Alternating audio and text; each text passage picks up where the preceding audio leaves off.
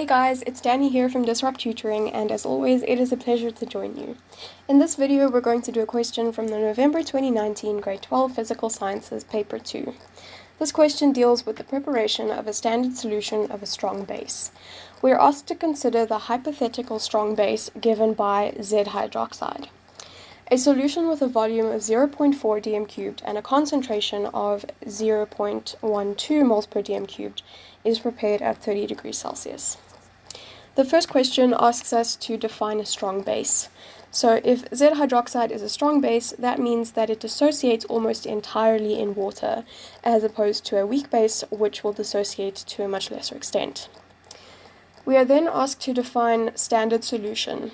A standard solution is a solution of a substance made up to a known concentration, which is what we have in this question. And to prepare a standard solution, you need to know the number of moles of the substance so that you can calculate the value of the concentration from the equation C is equal to N over V.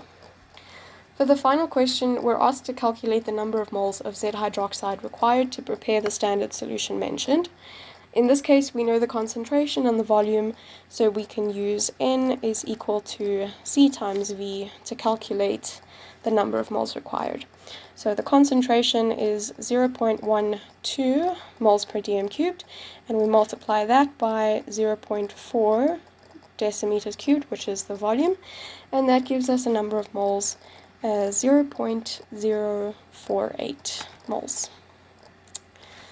Okay, so before I go, I'd like to say a very special thank you to our epic sponsor for making this video possible. Read all about them in the description below.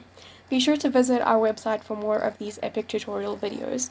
If you can't find the answer to your question, you can send us the question and we'll respond with a personalized video just for you.